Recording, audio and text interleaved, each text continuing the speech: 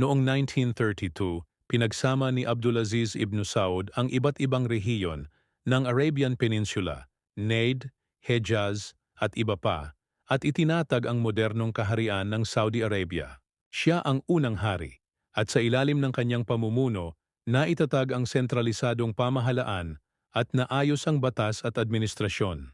Natuklasan din ang langis noong 1938 na magiging pundasyon ng yaman ng bansa. Sa kanyang pamumuno, nagsimula ang Saudi Arabia sa landas ng modernisasyon, ngunit nanatili pa rin ang tradisyon at relihiyon bilang gabay ng lipunan. Matapos mamatay si Abdulaziz noong 1953, ang kanyang anak na si King Saud ang pumalit. Subalit, nahirapan siya sa pamamahala dahil sa suliranin sa ekonomiya at tensyon sa loob ng pamilya.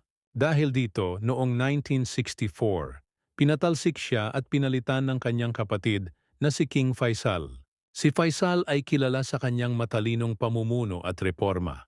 Pinatibay niya ang ekonomiya, binago ang sistema ng buwis, at nagdala ng modernisasyon sa edukasyon at administrasyon. Isa sa pinakamahalagang bahagi ng kanyang pamumuno ay noong 1973 oil embargo, kung saan ginamit ng Saudi Arabia ang langis bilang instrumento sa pandaigdigang politika. Nakilala siya bilang hari na may matibay na paninindigan sa relihiyon at politika.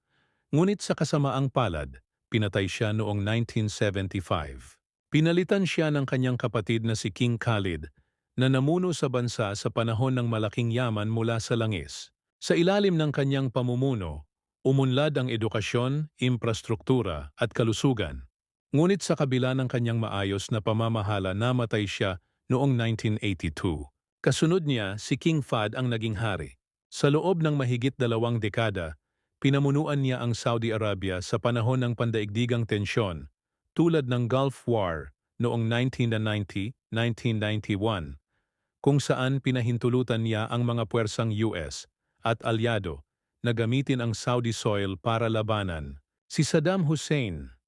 Sa kanyang pamumuno, umunlad ang lungsod, infrastruktura, at modernisasyon ng ekonomiya. Pagkatapos ni Fahd, si King Abdullah ang sumunod noong 2005. Siya ay kilala sa pagbibigay ng mga reforma sa edukasyon, kababaihan, at modernisasyon ng lipunan. Pinalawak niya rin ang partisipasyon ng Saudi Arabia sa pandaigdigang diplomasiya at pinasimulan ang mga proyekto upang higit na i-diversify ang ekonomiya. Noong 2015, pumalit si King Salman na kasalukuyang hari. Sa kanyang pamumuno, inilunsad ang Vision 2030, isang planong magbabago sa ekonomiya ng Saudi Arabia mula sa sobrang pag-asa sa langis patungo sa turismo, industriya at teknolohiya.